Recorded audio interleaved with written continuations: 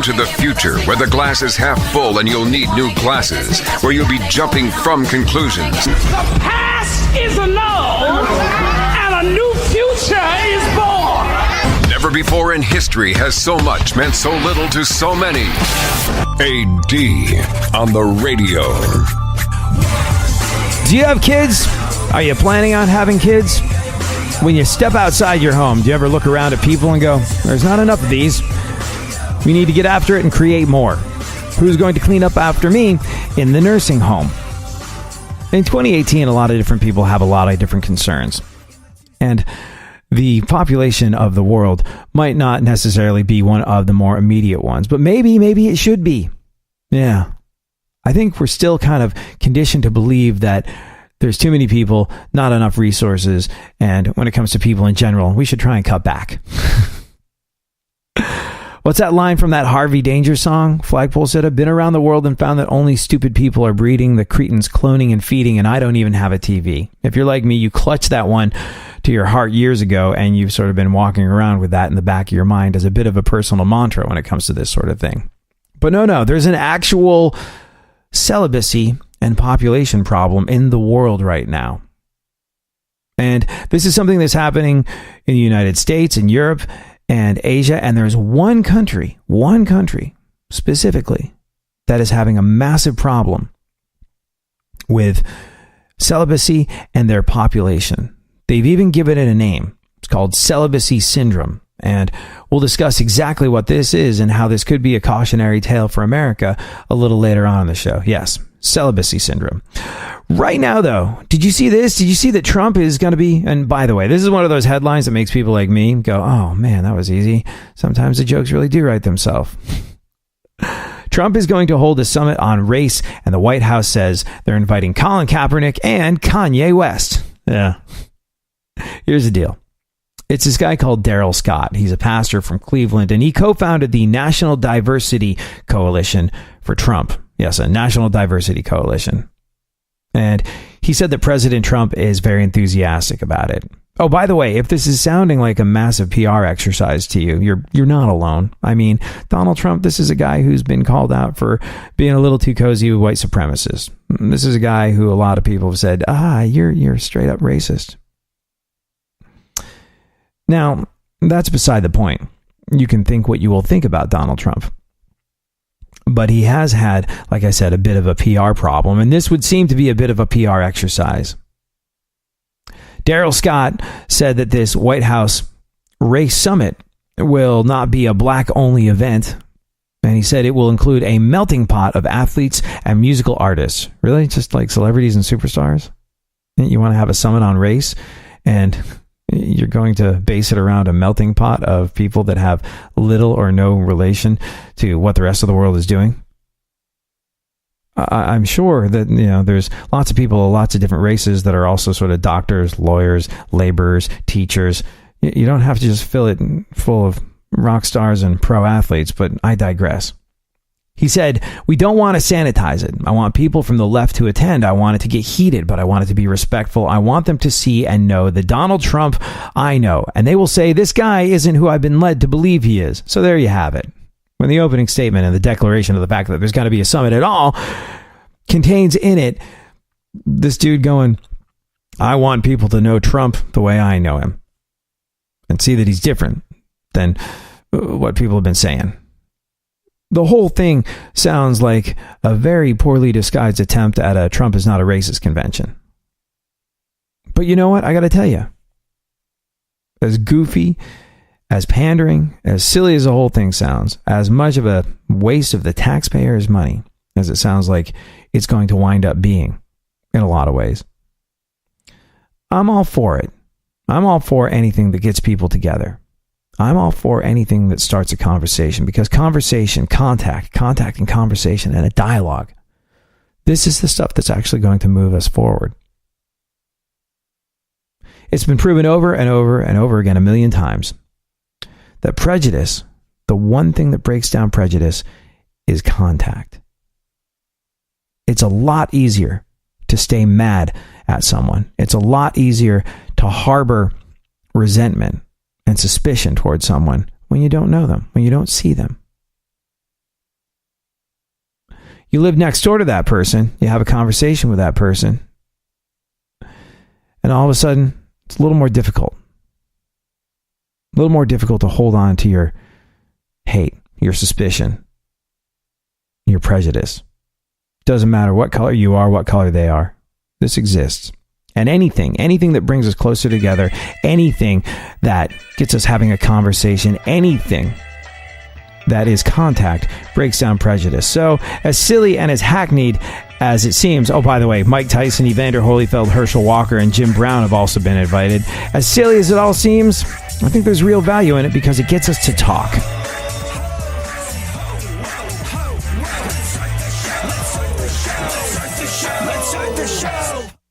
Real radio. 104.1.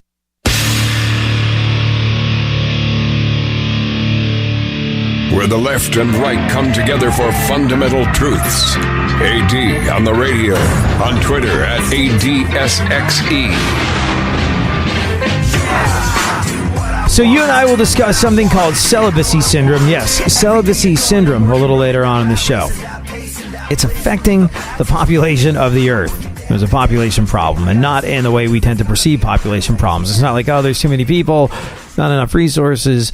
No. Apparently the population is moving in a different direction, and it's because of this thing, celibacy syndrome, which sounds like a bit of a goof, but it's not. It's totally real, and while it's not as pressing of a concern here in America, there's a very good chance that it might be, and we can tell this by looking at one other country specifically. We'll get into all this next, but I'm curious. Are you into reproducing? Do you have kids? Are you going to have kids? Do you maybe want to have kids, but you're not for some reason? Because people aren't having kids. And it's not for the whole, oh, how could I possibly bring a child into the world when the world is this way argument. It's a very different set of things. Tweet me at ADSXE and you and I will chat about it, like I said, a little later on. Right now, though,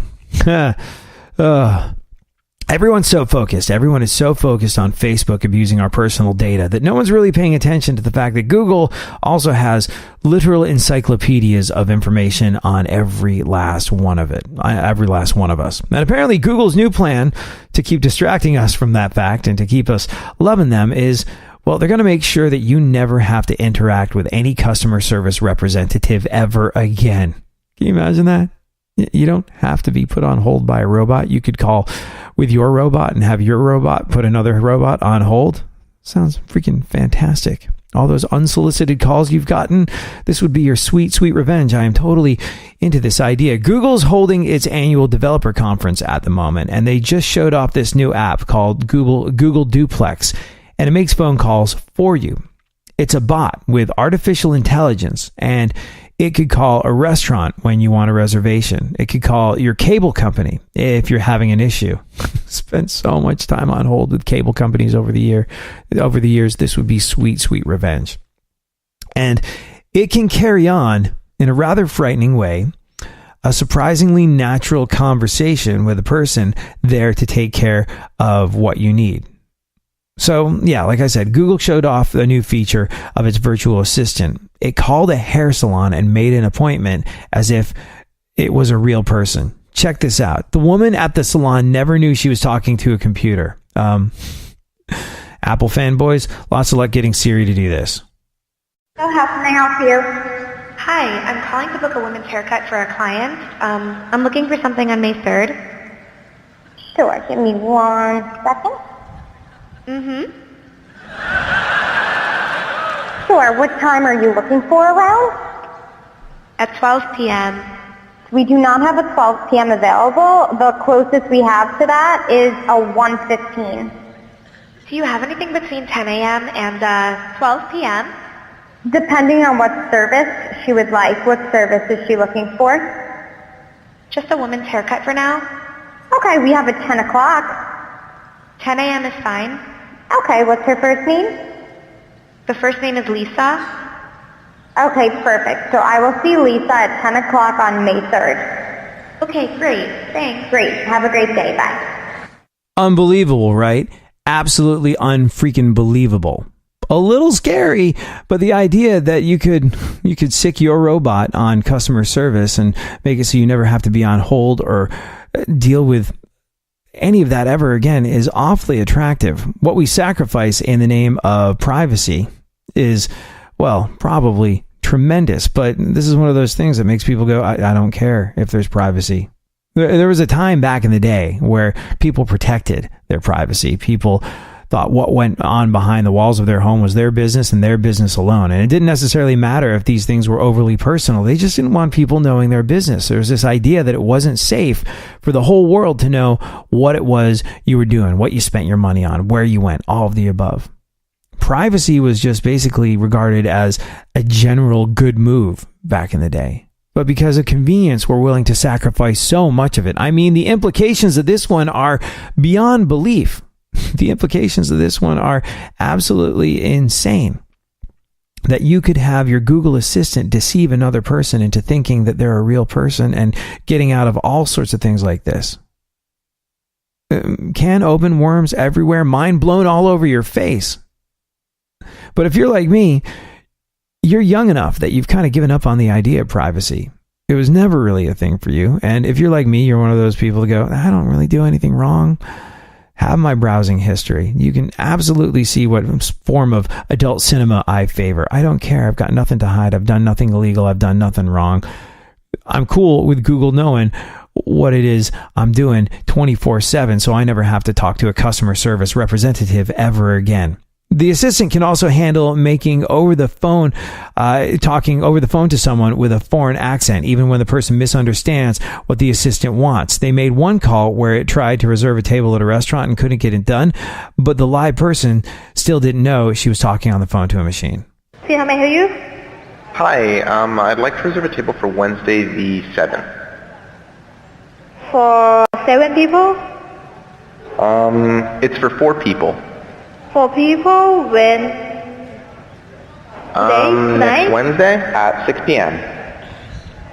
Oh, actually we reserve for after 5 people. For 4 people you can come. How long is the wait usually to be seated?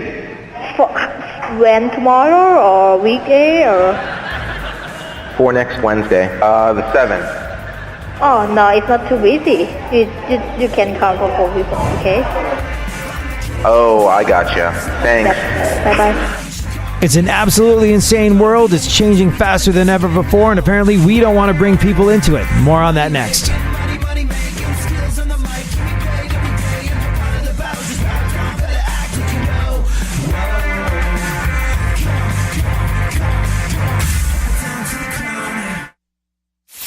For more stimulation and less irritation, 9 out of 10 doctors choose KPRC AM 950, Houston's more stimulating talk radio. Don't get the blues, get all the news. We mean all of you guys out there in Radioland. All aboard! He's back. AD on the radio. Give it up, yeah. Give it up, yeah. Bring this on, come on, come on. So do you have kids? Do you want kids? Is there anything preventing you from having kids? Or are you sort of a hardliner in this department and have you decided, no, I will not be reproducing. That is not a thing I want to do. Why is the question? I'm not judging your decision either way, whether it's breeding or not breeding. I'm just curious to know what the motivating factor is. Tweet me at ADSXE or you can email me ad@iheartradio.com and we'll discuss. And the reason I bring this up is because there's a population problem. And it's linked to celibacy. It's called celibacy syndrome. Japan is having a celibacy problem. No, really. And it's a common trend across the United States and Europe and Asia.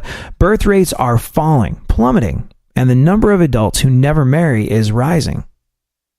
And this is something that we're starting to see the beginnings of in the United States. But if you want to look at the shape of things to come, check out Japan. These trends are accelerating in Japan in unprecedented ways. Among the crowd of people over the age of 40 in Japan, millions aren't even dating, increasing the numbers who have no interest in sex. And there's a name for this. This is being called the celibacy syndrome. And it's fast becoming a crisis so serious that they say they might eventually perish into extinction because of it. Japan has one of the world's lowest birth rates. Its population, 126 million, has been shrinking for the last decade or so. It was on the up until about 10 years ago, and it's projected to decline by another third, 1/3 of the population, by the time 2050 or so rolls around. Fewer babies were born in Japan over the last couple of years than any other year. And get this. You want to hear something insane?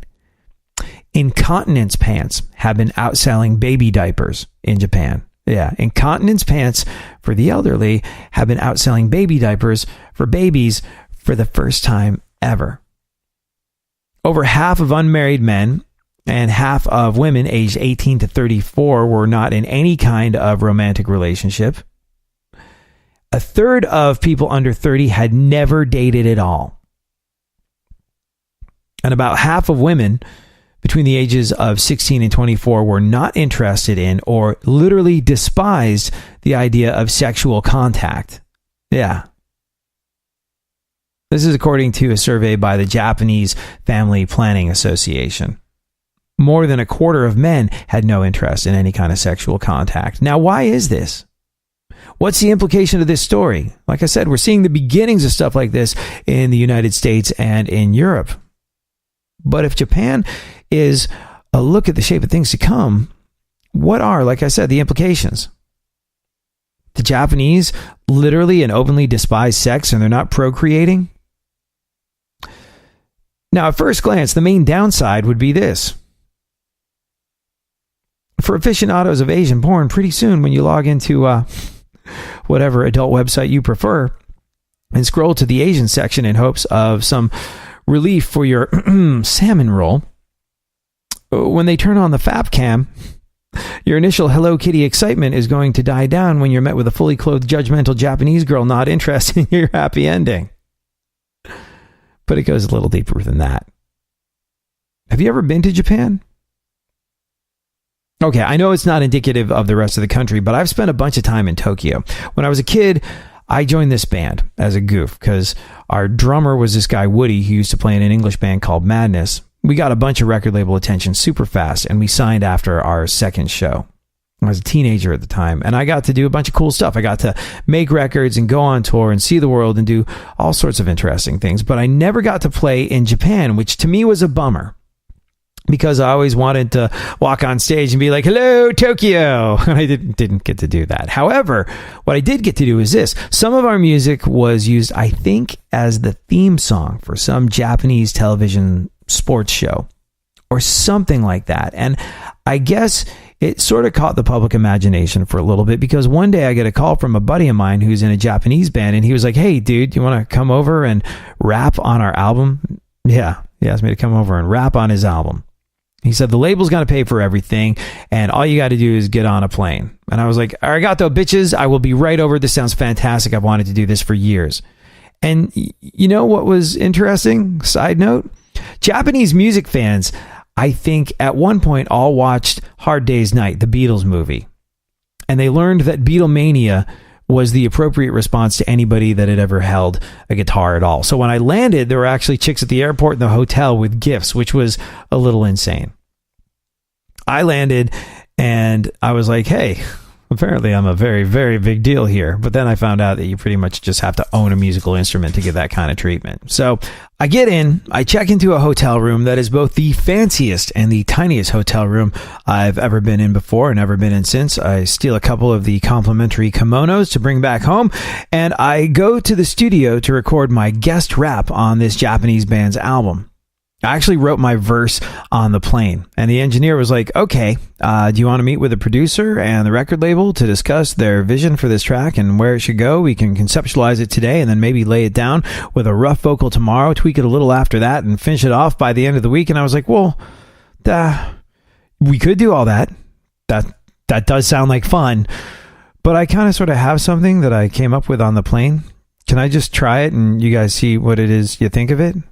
So I go into the booth and I nail it in one take, like the consummate professional that I definitely am not, but the stars and the planets aligned on that one. And the guys in the room are sitting there like, wow, that's the one. We don't want to change a thing. You are free to go. And I'm like, okay, all right, what to do? 5 days in Tokyo. Well, off we go. Well, let's do some exploring.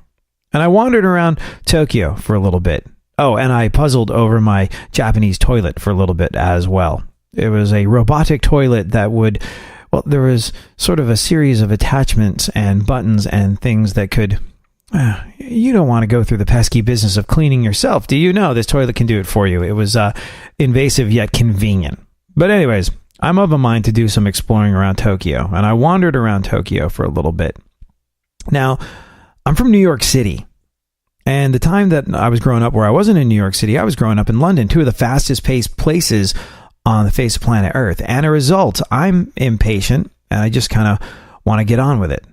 Like when I'm standing behind someone in line at a store and they're just talking away to the clerk who happens to know their second cousin and feel that it makes it necessary to have an in-depth conversation of the level of precipitation we've been experiencing over the past couple of weeks. That's when something in me just snaps and I'm like, ugh. I know you might not have a life to attend to at the moment, but I do, and I'm trying to live it, and I've got deadlines and stuff to do and places to go, and, well, you're causing my life to literally waste away as you have this conversation in front of me. So if you can get the hell out of my way for a second, then I can just get my stuff and pay, and then you can go back to your riveting discussion of how Tuesday was cloudy. You ever have those moments? Because I do, a lot. I try to be polite to everyone and anyone. But anybody that I view as a thief of my limited time on this earth really gets my hackles up. And I move as fast as I can through life. That being said, as much as I like to cut through life like a hot knife through butter at high speed, Tokyo is the one place I've ever been on this earth that makes me feel like I'm moving in slow motion. The pace there, and it's mostly just people commuting, getting from A to B. The pace in Tokyo is absolutely frenetic. The speed at which you have to move in Japan to keep up is something that would have a lot of Americans I know crying for their lazy boy and a bag of Cheetos in no time flat. The other thing that I notice as I'm walking around Tokyo is this. The cost of living. The cost of living in Tokyo, absolutely, unbelievably insane. Just completely outrageous. Levi's, $200. Pack of white Hanes beefy t-shirts, $50. Sneakers, $300. My Japanese friend, guy called Ken, short for Kenichi, took me out for a Mexican meal. I know, it's weird, right? Go all the way to Tokyo and have a burrito. But, by the way, the Japanese make delicious Mexican food. It's not Mexican like you've ever had it, but nevertheless, it's absolutely delicious. They seem to crack an egg on a lot of things over there, and a burrito is one of them. It works. It's good.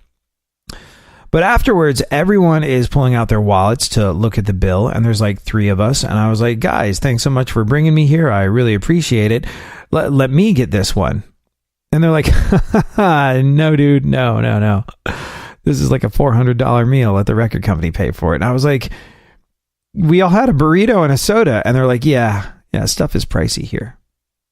So stuff in Tokyo costs a lot. The pace is fast and things are expensive. And I went over to my friend's place as well. And everyone was like, oh man, it's fancy. He lives in a nice place. He found an incredible place. Don't know how he affords it. Don't know how he was able to get into it, but you're going to love his pad. It's rocking. It's so cool. He doesn't even have, wait for it. He doesn't even have a roommate. And I get there, and it's this little tiny shoebox studio apartment overlooking a noisy highway. And I'm like, this place is nice, I guess. And then he told me what he spent on it, and it was just insane. So that was my story of visiting Tokyo. I had a blasty blast. And if you ever go there, I really, really recommend Tokyo. If you ever go to Japan, I really recommend Tokyo because it's unlike anything you've ever seen or done before. Especially check out this place, Shibuya, where people look like they are straight out of a manga cartoon. It's just such an awesome, exciting, different place. And the more you can experience folks that are different than you, I think the better a world we're all going to be living in. And it'll give you an appreciation of your home as well. Anyways, as I'm leaving, the record label and the band gifts me with, get this, a stack of Japanese pornography movies, which I guess is the custom, I suppose. Anyways, I get home, I go to bed, can't sleep, jet lag like a mofo, and I'm like, hey, what can I do to ease my troubled mind that's fun and might send me off to the land of Nod? Oh, I know! Maybe that's why I was gifted with Japanese pornography when I left. They anticipated my jet laggy needs. So I pop in a DVD. And I got to tell you, it's the least porny porn I have ever seen. The actors are awkward. The actors are nervous around each other.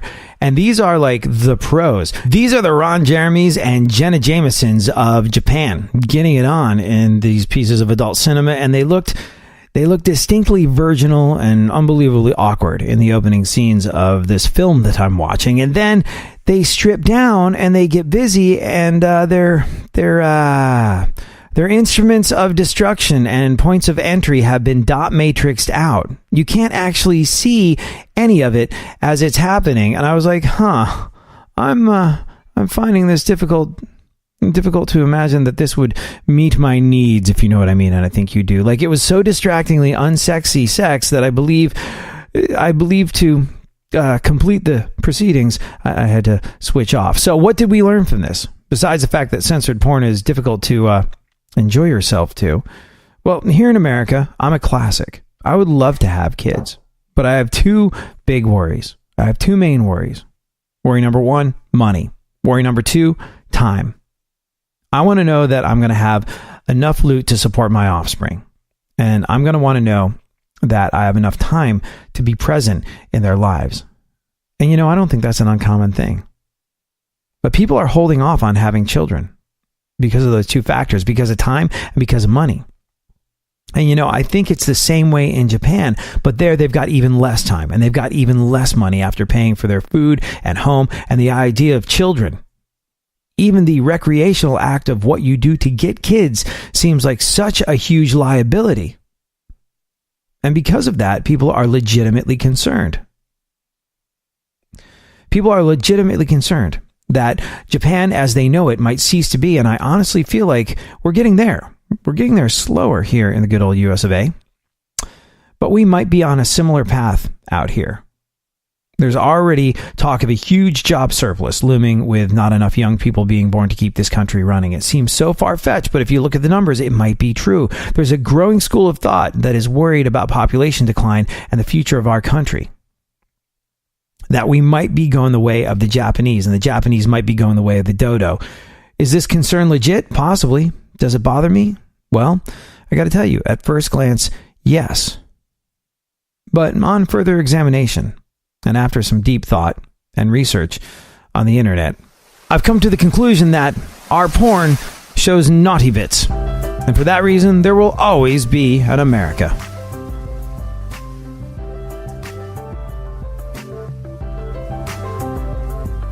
Sometimes you just know you're done. You're longing for that shining sun. You walk these streets most every day. You're waiting to get washed away. Radio. Radio. 104.1.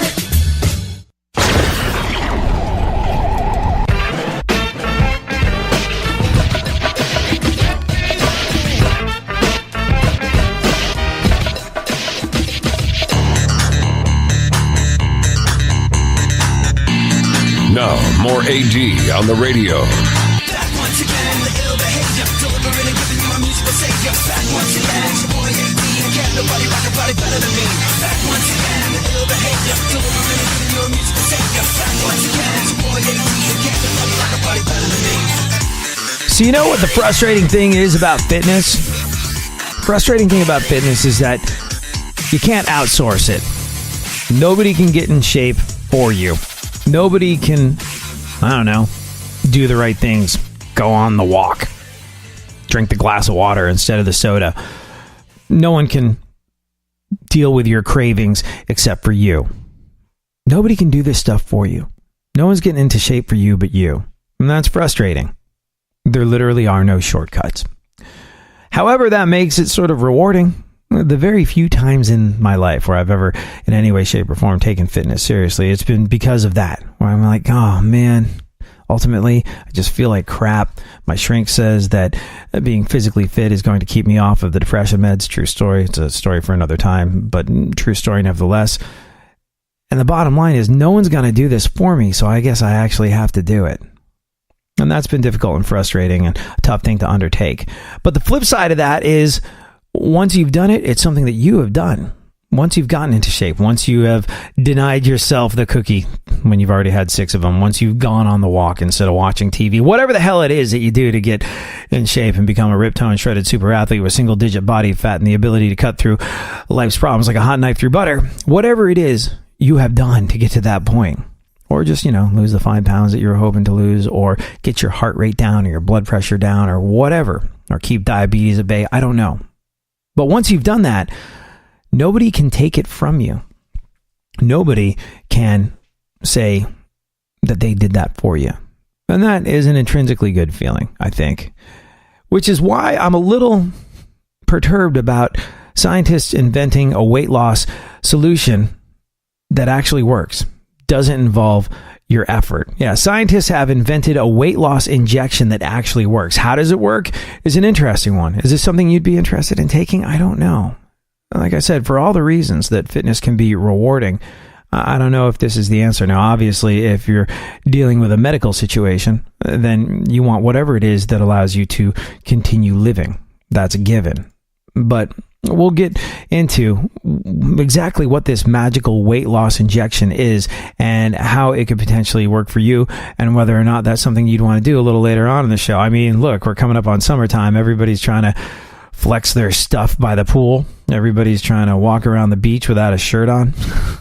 Or whatever the hell it is your ridiculous goal is. My fitness goals, though I might have them, are slightly more modest. I just don't want my stomach to jiggle for too many Mississippis when I'm brushing my teeth, and then I'll be happy. But everybody's all into the way they look because they're super self-conscious because it's summertime. What about manscaping? Is that a thing you do? You're going to pull out the clippers and cut down on the considerable body thicket that you have, being the disgusting male that you are? We got some fabulous stud muffins here, guys with hairy chests. I see the hairy chest. Although that could be the hair dicky. I don't know. I like hairy chests. Gals, hairy chests. But you know these guys that look like they have hairy chests and they take off their shirt and they just have the hair right here? And you go, hair dicky, get the hell out of here, man. That's false advertising. You'll have to leave now. How about hairy backs? But you can moose that up. Hey, honey, look, I'm the cat when it's really scared. Put away the moose. Men are disgusting. Ladies, thank you so much for dealing with us and putting up with us. I am not a big manscaper. I don't have a ton to manscape. I will tell you, though, when I moved from New York City to Houston, that is when I decided to trim the hedges in general back a little bit, just because, well, Houston, I don't know if you've spent time in Houston specifically. I don't know if you spent the summertime in Houston, but it is not an easy to manage environment. It is unbelievably warm there. It's like 113 degrees and humid. If you're listening on Real Radio 104.1 in Orlando or the Real Radio in Palm Beach or somewhere in Florida, you might relate a little bit because the level of heat plus the level of humidity gets to a point where you want to divest yourself of pretty much anything on your body that could collect sweat. So I was never a big manscaper from a visual perspective, but, well, I mean, when I say not a big manscaper from a visual perspective, I neglect to mention the fact that long ago I discovered if you trim the hedges in the nether regions back a little bit, you look significantly more impressive on the off chance that a girl wants you to drop trout. Does that make sense? I think it does, and I don't think I need to say anything more about that. But yeah, like I was saying, the whole sort of manscaping thing for aesthetics, not so much. But the manscaping thing where you move to a hot, humid, sticky place where it's 100% humidity and 113 degrees during the summertime, and you want literally anything that could collect sweat on your body to no longer be on your body, that caused me to do the things that I did. All right, a little later on, like I said, you and I will discuss this miracle cure for obesity. But right now, though, let's take a look at the events of today. Let's have a look at what is going on in the news.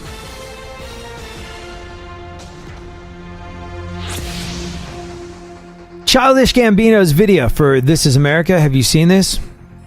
It's controversial. It takes aim at gun violence, police brutality, Jim Crow laws, and the systematic oppression of African Americans. Or, as Kanye West likes to call them, choices. Kendall Jenner was apparently recently spotted out on a public balcony in her underwear and her underwear alone. When her mom, Kris Jenner, found out, she flew into a fury and immediately rushed to her side and demanded that Kendall remove her underwear. And how on earth is she supposed to keep paying the bills with this sort of behavior? I thought he was over and done with, but apparently not so much. Rambo 5 is in the works. Sylvester Stallone shows no signs of slowing down. He's on to that HGH stuff, which he said allows him to work out like he's in his 20s and 30s and recover in the same way. And, well, it's hard to argue with the results. Just don't know. Don't know if he's going to wind up with a third head before the time he exits this mortal coil. But yeah, Rambo 5 is in the works. As we speak, somebody is hard at work writing Sylvester Stallone's grunts for him. All right, you and I will discuss this new weight loss treatment that will take all the fun and sit-ups and hard work and effort out of losing weight next. Thanks for hanging out. If you have anything to add to the show, tweet me at ADSXE.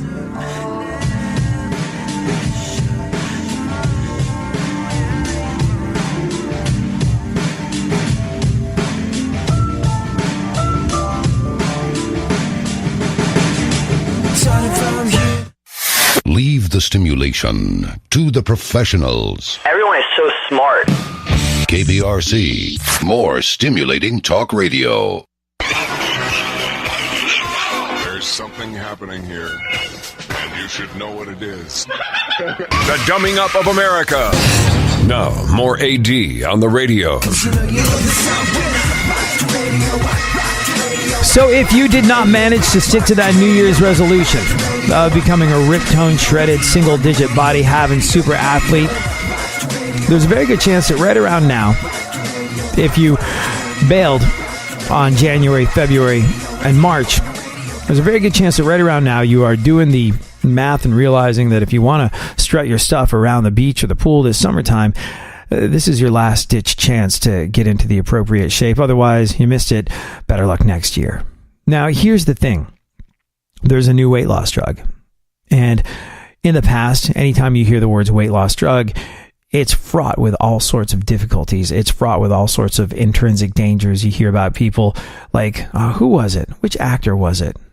Was it Martin Lawrence that went into a coma or something like that because he was taking a weight loss drug to get into shape for a movie part? Like, whenever you hear about weight loss drugs or diet pills or things of that nature, it always seems like a phenomenally bad idea. Now, one of the things that I've talked about in the past is the fact that health and fitness, man, one of the rewarding things about that is that it's something that only you can do for yourself. And once you've done it, nobody can take it from you. And that's really cool. But as it turns out, that might be coming to an end. We'll discuss this new weight loss treatment, how it could be good for people that are actually in medical need of weight loss, and whether or not it's something that you would consider doing. The implications are kind of sort of huge, and we'll get into it after we roll through what remains of the news.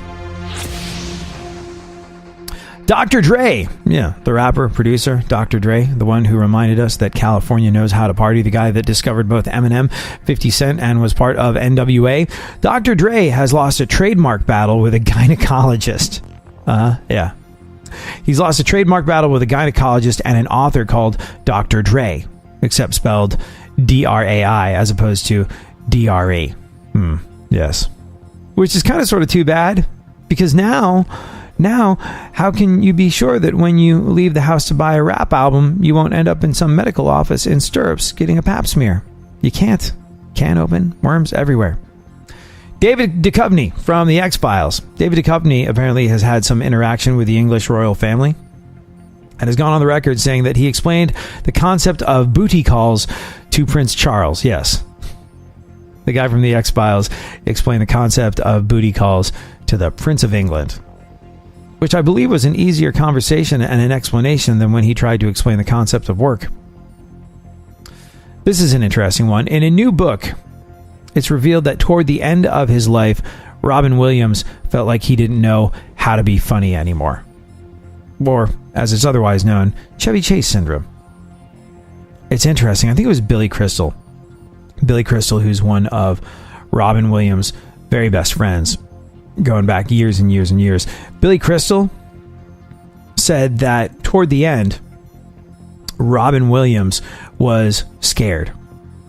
There's this new Robin Williams biography that we're talking about. It's called Robin. It's coming out next Tuesday, and it includes Billy Crystal recalling how he noticed Robin starting to deteriorate. He said, quote, he wasn't feeling well, but he didn't let on to me that it was going on. He would say to me, I'm a little crispy. I didn't know what was happening, except for the fact that he wasn't happy. Billy remembers Robin looking thinner and a little frail when he saw him in 2013. And he cried when he hugged Billy goodbye. Not long after that, Robin called Billy to let him know he had been diagnosed with Parkinson's disease, which was actually a misdiagnosis. What he had was Lewy body dementia. Billy said, quote, I never heard him afraid like that before. This was the boldest comedian I ever met, the boldest artist I ever met. But this was just a scared man. It was tremendously sad stuff. A book that I look forward to reading. This is a guy that gave us so much over the years, and a guy that in so many ways had so many things figured out, and in so many ways was also clueless at the same time. It's a good examination not only of a man who gave us all these things, but also of humanity. All right, then. As we roll through what remains of the news, it turns out that all new cars and SUVs sold in the U.S. must now have rear cameras for backing up. Yeah. Do you have one of those on your car? I don't, but I wish I did every time I rent one, because newer cars just have it. It's super useful, especially if you're in one of those cities where space is short. Like, I pride myself on being one of the best parallel parkers that's ever parallel parked. And the reason I'm good at parallel parking is because when I first came to America, our record label, before we got into a tour bus, bought us a van. And when we had a couple weeks off, the rest of the guys in the band would go back to England, and I would hang out here in America. And my only means of transportation was this 16-passenger van. I'm living in New York City at the time, so I learned to drive this 16-passenger van through the crowded streets of New York City. Also, I learned how to parallel park it, so I got pretty good at it. But nevertheless,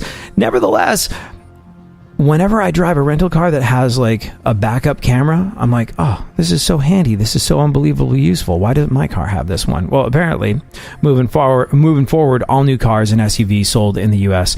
will now have rear cameras, especially useful in crowded parking places like New York City, I suppose. The same rule about having a backup camera, a rear camera, I believe applies to Nicki Minaj's butt. In his upcoming autobiography, John McCain has gone on the record saying that he has regrets about picking Sarah Palin as his running mate back in 2008. You think? Not so much regretting the selection of Sarah Palin, one Barack Obama. Yeah, John McCain, look, there's a lot of people. This show attracts all sorts of different people from all sorts of different political perspectives. And I'm very proud that it's a place where people can meet up and find common ground and have open discussions and conversations. You might not necessarily agree on the things that we talk about, and you might offer up your disagreement, and that's how we all grow, and that's how we all sort of evolve together. And that's a really cool thing, and I'm very proud that this show does that for people. That's awesome. But I'm in no way, shape, or form a fan of Sarah Palin. I actually find her to be a dangerous idiot. And you might not be a John McCain fan. You might be one of those people that calls him a rhino. You might be a conservative that goes, he's a rhino. He's a Republican in name only. You might be a Democrat that goes, ugh, he's just the absolute worst of the worst. But whatever the case may be, John McCain has a little bit of gravitas and dignity to him in the way he carries himself in the world, which proved to be an unbelievably stark contrast to the way Sarah Palin went through life kind of before and during his campaign. So yeah, I could very easily imagine that in his upcoming autobiography there could be several chapters about how John McCain regretted picking Sarah Palin as his running mate back in 2008. The NRA has chosen Colonel Oliver North as its new president. Oliver North, wow. That guy's been famous since we were kids back in the 80s. Oliver North, Fawn Hall, document shredding, all that sort of stuff. I actually remember somebody's dad when I was a kid had a copy of Playboy, and we kind of snuck off with it. This was in the 80s, and we're like, oh man, look at this. And I remember going, I hear that people read Playboy for the articles. I'm going to read an article. And I think I read an article about Oliver North and Fawn Hall in Playboy back in the day. If you're older, if you had that copy of Playboy, you might remember the same thing. But man, Oliver North, he's been around for a long time. And he's always been a somewhat controversial figure. So I'm interested to see that the NRA, who have been having a bit of a PR problem of late, have chosen Oliver North as their new president. I believe, out of habit, Rachel Maddow is claiming that he became president by colluding with Russia. So there you go. The Trump administration says that it has successfully freed 3 U.S. prisoners in North Korea. Or as the prisoners put it, the WHO administration? Melania Trump has unveiled her new initiative. It's called Be Best, to teach children healthy living, encouragement, kindness, respect, and how to use the internet in positive ways. The Melania Trump initiative encourages kids to use the internet in positive ways. What's the logo? Picture of her husband's face with a line through it. The Boy Scouts has changed its name after including girls. Yeah, this is an interesting one for sure. Now, a lot of people thought this was an inclusion thing. This was an evolving, being politically correct sort of thing, saying we're not going to be gender specific in scouting. We're just going to have the Scouts. We're not going to have the Boy Scouts. It's just going to be the Scouts. Not so much. This is a money grab. See, interest in scouting has declined tremendously over the years. And because of that, well, it's left the folks that run scouting in a difficult position when it comes to filling up the scout coffers. Now, you might have known this. I did not. But the Boy Scouts and the Girl Scouts have nothing to do with one another. Who knew? Not me, maybe you. But this is an attempt to claw away some of the remaining scouting market share from the Girl Scouts. They're kind of anti each other, and by allowing girls into scouting, the Boy Scouts are attempting to make a little bit more money. Yeah. The new name, the LGBTQIA Scouts, I believe. Now, here's the thing. You might try and scratch out your market share in scouting by making it a more inclusive organization, and that's fine. But understand this. If you're going up against the Girl Scouts, you're going to lose, and you're going to lose badly. Why? Because they have Thin Mints. I know. Boy Scouts and Cub Scouts have that popcorn and stuff that they sell, and that's really cute. But people are looking for the Thin Mints. They're not looking for any of that. Speaking of Thin Mints and our general attraction to them, I suppose now would be a good time, before we run out of show, to talk about how you don't have to do the hard work when it comes to getting healthy and fit and losing the weight the way you used to. Yeah, the times they are changing, my friend. In the past, weight loss cures, medications seemed like dangerous or foolhardy things. There were times where doctors would prescribe, I think, sort of amphetamines that could help people in very dangerous situations lose body fat so they didn't wind up dying. There were all sorts of crash diets and pills that could assist you in this crash dieting and things of that nature. And then there were sort of like the over-the-counter diet pills that would put people into comas and whatnot. And now I think the ephedrine that was in them, that was made illegal, is no longer in them. So there's all these weird placebo-y things that people continue to shove down their face in an effort to become ripped, toned, shredded super athletes that look good in their bathing suit right around this time of year. None of which apparently is that good of an idea, because it doesn't work. And the stuff that does work comes with a bunch of dangers and the need for a prescription. However, that could all be coming to a screeching halt. Yeah. Soon enough, you won't have to worry about diet and exercise. Apparently, you'll just be able to jab yourself thin. Yeah. Hashtag science. This is the deal. Scientists at Imperial College in London have developed a groundbreaking hormonal injection that help people lose weight up to 14 pounds in 4 weeks. Now, the hormone has nothing to do with being a fat burner or being any kind of thing that's going to cause your heart rate to go sky high. The hormones basically made people naturally want to eat less, so they dropped weight more quickly. Obviously, there's going to have to be a lot of testing before any of us could start getting these injections, but when they're finally available, look out, because the work that goes into being fit and healthy might actually be a thing of the past. Apparently, it's sort of like getting lap band surgery without getting lap band surgery, in that it makes you feel full when you're not necessarily full, and it makes you feel unwell when you eat food that isn't necessarily healthy for you. But yeah, a hormone injection that could make you lose weight. It's supposed to be safe. My attitude toward it is still sounds great. You first.